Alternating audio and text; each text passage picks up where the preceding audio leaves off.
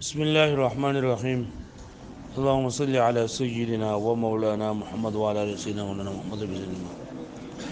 نو منګه د وصل او فصل خبره اتره شروع کړي و د وصل فصل تعریف مونږ کړه او بیا مونږ ویل چې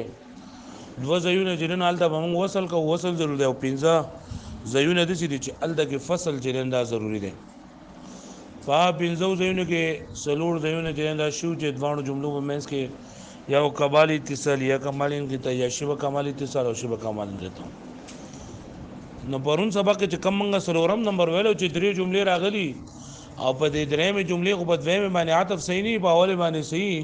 فمن عطف کو نو بیا لګه خلاف مقصود و هم لازمي وس دل لګم دا خبره ده چې په یو ځای کې درې جملې راغلي د دې درېمې په دویمې باندې عطف صحیح وي او د دې درېمې په اوله باندې عطف صحیح وي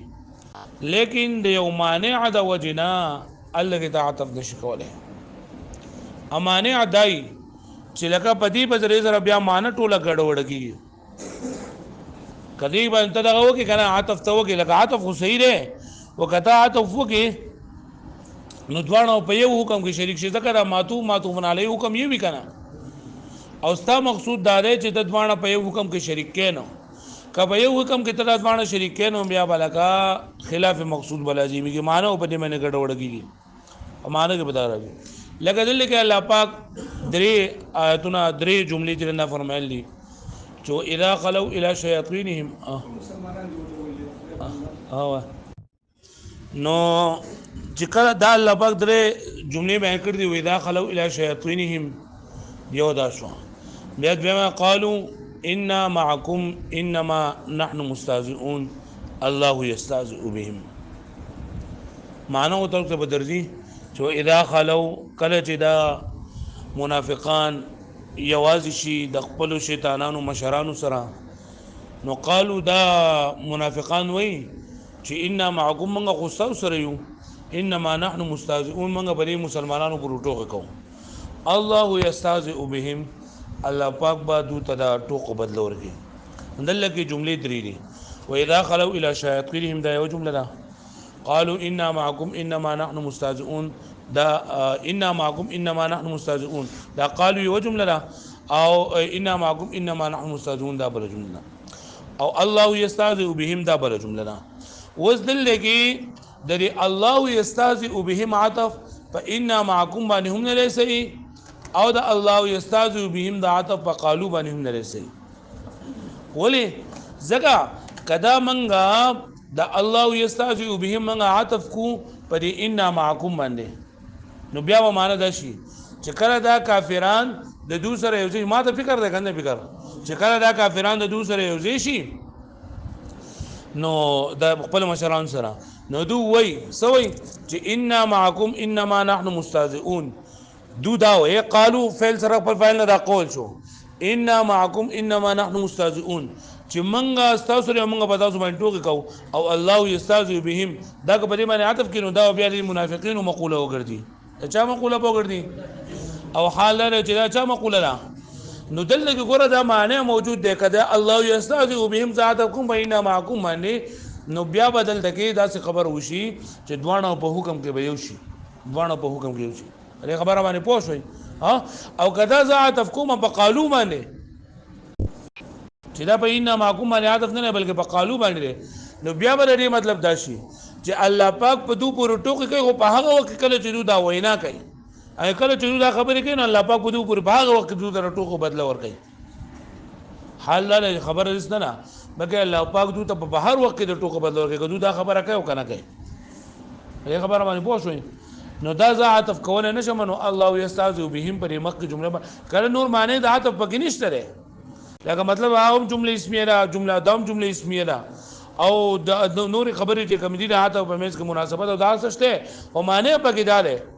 کدا جمله ته په معنی عطف کومه نو بیا په معنی کې دوه معلومات ولې په حکم کې وي نو کدوانه په حکم کې یو کې نو په معنی کې خلل راځي معنی بدلیږي را بدلیږي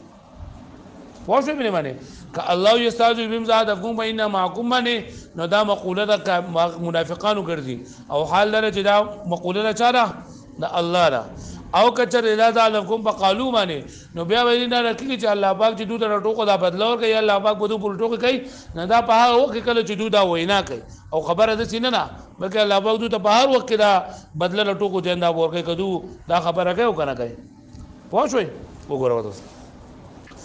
الخامس پنځم نمبر جګه چې الدکه فصل چې دا کیږي الله يقصد تشریک الجملتين في الحكم چې په حکم کې د دوو جملو شریکولو قصد نه کړی شوی د دوو جملو په یو حکم کې د شریکولو قصد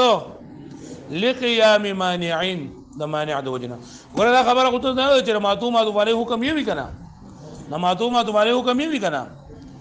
وایي مې د معتومات علی حکم خو یې وی نو دلته کته په دې ماندا عطف کې نو بیا په لګل کې معنی موجود ده او جملې سری او اذا قالوا الى شياطين دا یو جمله ده قالوا دا دویمه جمله ده ان معكم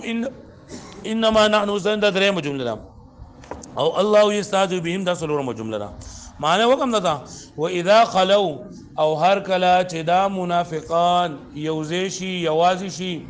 الى شیاطین د خپل شیطانانو مشرانو سره مشران او مشران په شان د شیطانانو دي جو الله پاک وته د شیطانانو نور تفصیل بتا سو کړه یا بکوي الله قالوا نوایدا منافقان اننا معكم بشک منغه خو تاسو سره یو انما نحن مستهزئون بشک منغه خو پرې کا مؤمنانو پر ټوکې کوم کیو الله یستهزئ بهم الله پاک با بدلا د ټوک ورګیوتا یستهزئ معنا او بدلا ورکو د ټوک کول الله پاک په چا پر ټوک نه کوي بدلا د ټوک ورګیوتا وفجمله الله يستهزئ بهم لا يسوء عطف على ان معكم واذا الله يستهزئ بهم جمله دا عطف ان معكم باندې رسي ولې لقتزائه انه من مقول زکه چې دا بیا تقاضا کوي چې دا الله يستهزئ بهم دا مقوله شي چا او حال دا چې دا مقوله د منافقانو نه بلکې د منافقانو دا مقوله نه دغه ځای پورې ده چې موږ تاسو سره په دوه پورټو او نه معنا مستهزئون پورې ده په دې پوه شوي ولا على جمله قالوا او نه دا عطف صحیح دی د دې الله يستهزئ بهم په قالوا باندې ولې لاقتزائي بیا به تقاضا کوي ان استهزاء الله بهم چې د دوی الله پاک د سره ټوکو بدلا ور کوي بمقيد بعال قلوبهم الى شياطينهم دا مقید د پداسه حال کې چې کله د یوازې شي د شیطان سره د خپل شیطانانو سره یعنی مطلب بیا ما داشي چې الله پاک په دوی پر په هغه وخت کې ټوکې کوي په هغه وخت چې کله دوی د خپل شیطانانو سره یوځي شي حال دا چې الله پاک دغه سره دا مقید کړه نه بلکې په هر وخت په دوی پر ټوکې بکوي ويقال بين الجملتين في هذا الموضع توسط بين الكمالين او د دې جملو په منځ کې چې دا ویل کېږي چې دا توسط بین الکمالین ځکه چې د اولنۍ د دویمه د دویمه د اولنۍ چې مغایره د وجهین او موافقت ته بګي مطلب لکه دې ته ګوري چې را معنی بدلیږي نو بیا به مغایره ته کدي ته ګوري چې را دوانه چې د اسمی دي نو بیا به موافقت ته نو توسط بین الکمالین هغه بری پوه شوي نو دا خو د خیر سره ختم شو ان د جمعې